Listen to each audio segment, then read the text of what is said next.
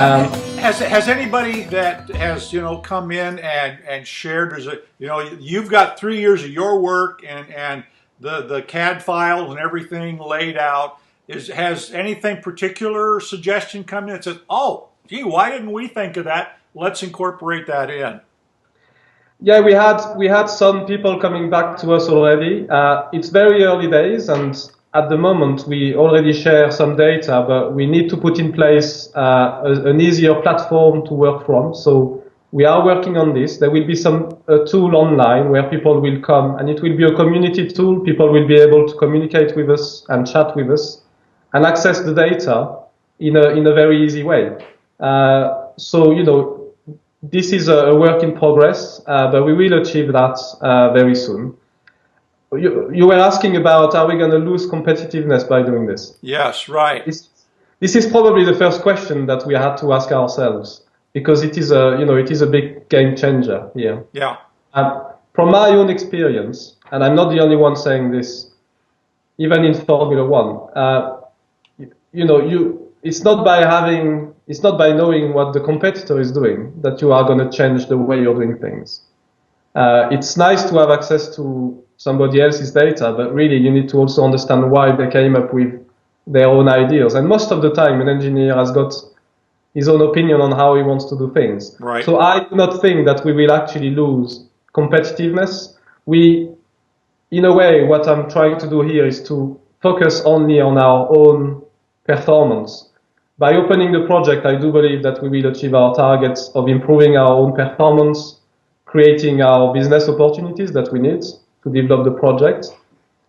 Yes, our competitors will have access to our data and they might take some of our solutions, but I don't think it will happen very often. And in a way, if it happens, it means we are a leader in the field. Right. And we'll always be a step ahead anyway of our own project, because we'll have our own in-house developments that will come later on the shared platform. Right. Okay. So the really competitive cars over the last 2 years, Audi's e-trons have actually, and that's I think because of improved performance and that little bit of thing called luck, right? Where you don't crash in one of the turns and that type of thing. But it's really been those hybrid engines in both the Toyota and the Audi cars that have really made them competitive. So what can you sort of share with us, without revealing secrets, what your strategy or what your thoughts are with respect to how you're going to power the vehicle? Yes, the powertrain aspect of the car is very important at Le Mans, especially this year and going to 2015 with the new regulations where to be competitive you need to have a very fuel efficient engine. Like in Formula One, we are following the same sort of change here. Right. We have designed a complete chassis. In terms of drivetrain, we are going to use systems that we source from the outside, obviously. Our work has been to focus on deciding what characteristics we want for our drivetrain. Which system do we want for hybrids? Which type of engine do we want? You have to know that we can actually fit different engines in the car. We have worked on different options, mainly 2 different options: a V8 normal aspirate engine, high capacity, or a V6 turbo, and you can find different V6 turbo engines available on the market. One aspect that's important is we want it to be a hybrid car. We don't want to go to Le Mans with what they call an LMP1 light car, which is a non-hybrid car, because you'll already be on the back foot with this in terms of lap time. So we want to be in the 8 megajoule category, which is the highest category with the manufacturers. And we've looked at what are the options, because you can do energy recovery systems using KERS technology, which is recovering under braking. Right. And you can also do it using exhaust gas recovery. Right. Interestingly enough, the conclusions we came up with are very close to what the big manufacturers came up with, which is why the car is 4-wheel drive, because you need to recover energy at the front. Right. No braking. So we do have an architecture that's very similar in a way to what Toyota is going to have this year. Okay. And then depending on the budget we have, we will have the last decision made on the engine we will use, and therefore if we have or not an exhaust recovery system. Right. Okay. So I noticed with in the case of the e-trons, what they're using is a flywheel. At least the previous cars. I don't know what they've got this year, but previous cars they use flywheel storage, actually seated in that in the seat next to the driver. And then in Toyota's case, the 030 car used ultracapacitors. If I understand correctly what they were doing. I'm not sure, and I don't think they've actually revealed this year whether they're doing that same strategy or not, because obviously you got ultracapacitor, you have batteries, flywheels, or KERS, and I'm guessing that the strategy here isn't, is to take that kinetic energy and put that back into the acceleration coming out of the turns and into the straightaways, right? So you're not really interested, unlike we want to talk about that in just a minute, unlike Nissan's Blade, which is going to debut this year, they're looking for some distance where it's all electric. You're not interested in that. You're just interested basically in picking up that acceleration and improving your fuel efficiency, I assume. No, that's right. The fact is you can deliver 8 megajoule of energy from the battery per lap, and you have to decide where you will want to deliver that energy. Right. If you do lap time simulation, and from experience, you know that you get the maximum performance advantage by boosting the car as quickly as you can out of exit of corners in the straight line. You don't want to boost the car continuously along the straight line. You want to do it as quickly as possible out of corners, so you carry the extra speeds. In terms of energy storage, we looked at using a flywheel system. So we have a solution similar to the Audi, in the passenger seats. But we've realized as well that the battery technology is evolving so fast. It's becoming better and better, lighter and lighter. So we are actually now looking at a battery supercapacitor type solution for the car as well. So we are really on the same lines as the manufacturers in terms of what we're going to use. Okay. Yeah. Very cool. All right, so let's talk about how you're going to fund this thing. As looking at the website, I see that you've got sort of a first round, which is basically help us finish the design of the car, help us, build the first prototype model, which we're going to then debut later this year or early in 2015. I don't remember exactly which, but then you're looking for a fairly sizable chunk to get, and I'm guessing you probably, like most of the teams, you're going to have at least 2 cars, I would think, and you want to obviously actually get into the race for the 2015 race, if I'm reading the website correctly. No, that's right. We have an ideal plan, which is effectively to go racing next year, 2015, with 2 cars. Right. But to achieve this, it means that we need to put our funding in place really quickly now. That is the challenge of the project at the minute, is to start getting the funding in place, and that will have to come through sponsorship. We believe that we have a very good proposition for sponsors because we are going to be followed by thousands of people. We are already followed by thousands of people, and we'll have even more once we start building the car.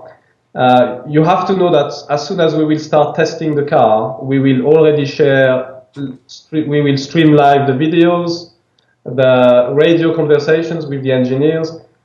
Even during the testing, people will actually know what we test and the results of our tests, because this is the experience we want to provide to our followers. Right. Again, it's very new and very different. But this is also part of our business model, because we think that the sponsors will follow us for this reason as well, because we want to share to the general public. And we also want to share with people that are maybe traditionally not into motorsport or to Le Mans, by creating a very easy and enjoyable experience. But coming back to the challenge today, this is for us about starting to sign up our first sponsors. Technically, again, the car is designed. This is easy now for us. We have put everything in place to be able to build it very quickly. We have all the suppliers listed, so that's fine.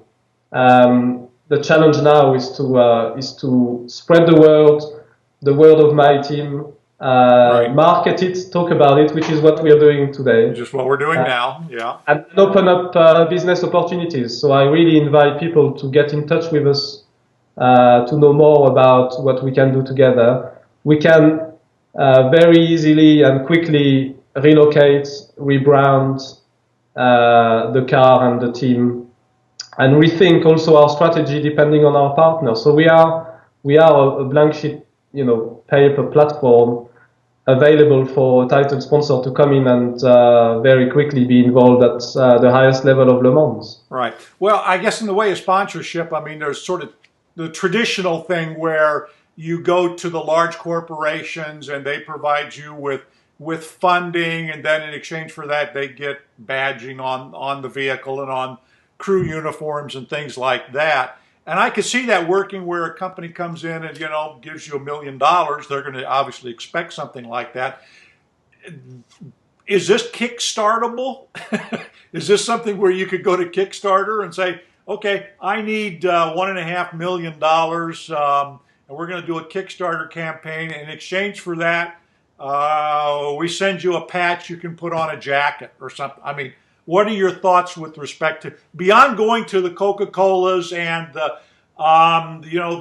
GoDaddies of the world, the guys that tend to sponsor motorsports in the United States? What are your thoughts with respect to, providing and giving an opportunity for, the amateur race enthusiasts who've got maybe $25 they want to contribute?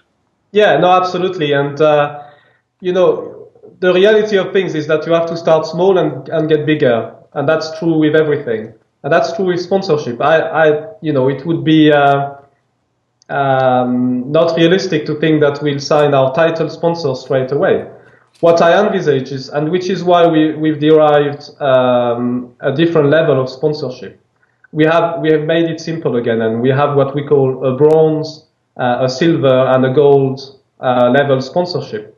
Okay. So if you have $25,000 to spend, you can actually become a silver sponsor straight away. If you have less, you can be a bronze sponsor. If you have more, you can be a gold sponsor. Obviously, we will need to find a title sponsor eventually to go racing, because that is when we require the big chunk of money. Right. But before that, the next step for us is to find bronze, silver, maybe gold sponsors that will allow us to go to the next step of the project, which is to do a big marketing campaign. And by this, I mean by building a full-size show car of my P1, of the LMP1 car. Right. And the intention is to travel the car for 6 months around Europe, and maybe further if we need to again share the project with people. So for 6 months, the show car will actually be seen outdoor in big cities in Europe. That's the intention. That will be a benefit for our sponsor as well, because they will be seen on a large scale through this marketing campaign. And because of the philosophy of my team, we don't want to go exclusively into some car shows where people have to pay to come in and see the car. We are going to go outdoor, say in Paris at the bottom of the Eiffel Tower. We're going to park the car for a day and let just people gather for free around the car. Right. And we'll be here to explain what the project is about. We will do the same in London, in Zurich, other cities in Europe, to start growing the audience. And naturally, we will go and find our bigger sponsors this way. Right. Okay. Very good. This year, as I understand, I think they're still on track to do this. Nissan is introducing the Blade, which is a really different design for a vehicle. It looks, like something out of Star Wars, nearly.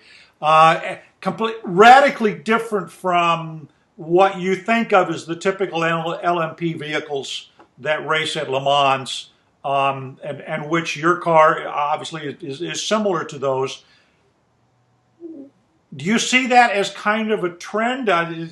What's sort of the view of the guys in the pit area, the engineers and things regarding vehicles like Nissan's Blade? This project you're talking about, the Nissan Zeox, is very interesting. But you have to remember, this is what they call the Garage 56 project. Right. This is outside the normal. They won't be classified in the race. They don't follow the same rule book. They're only here to showcase a new technology. Okay. In that case, it's a full electrical powered car for one lap of Le Mans. This is a slightly different approach. Our approach really is to go racing with the manufacturers following the rule book of the LMP1. So we are here to be in the racing with the others, and we are here to go and challenge for victory. So these are two slightly different type of projects. I just saw a report that you were mentioning earlier, the F1 cars are, for the first time this year, they're introducing new engines. And according to this one report at least, Bernie Eccleston was just aghast at how quiet, relatively speaking, the new cars are.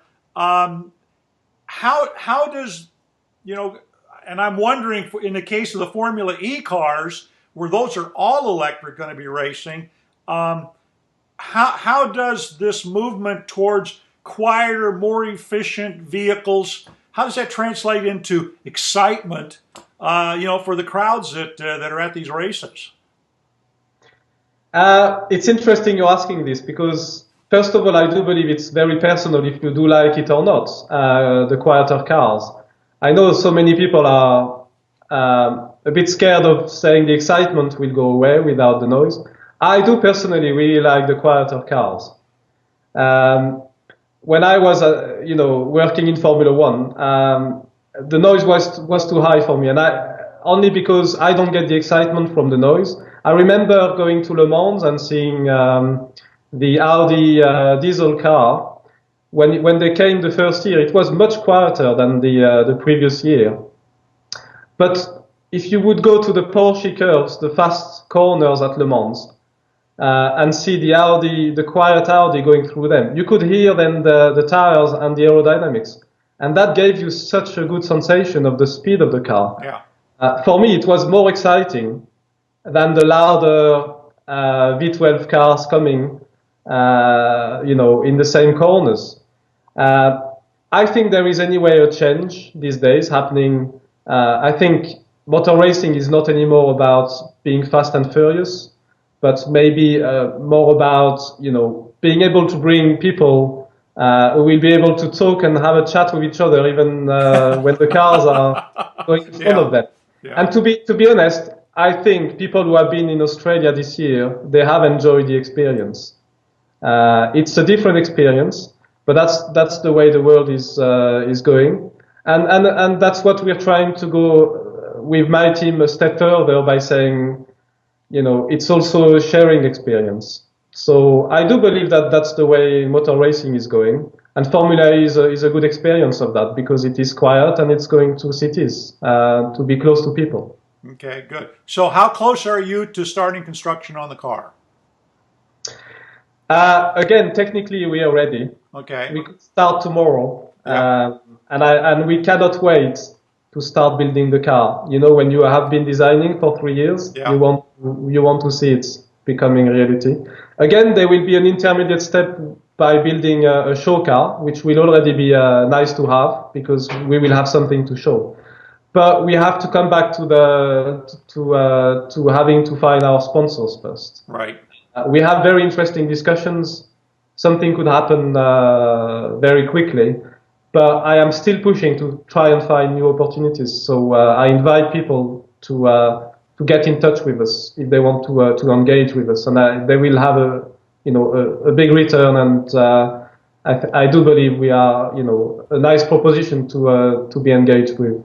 Great, very good. Well, we've had with us Nicholas Perrinn. Nicholas is the spirit behind and the engineer and designer behind a crowd-sourced, crowd-funded, I guess the best way to talk about it, Le Mans racing car, hopefully to be on the track by 2015. So, Nicholas, thank you so much.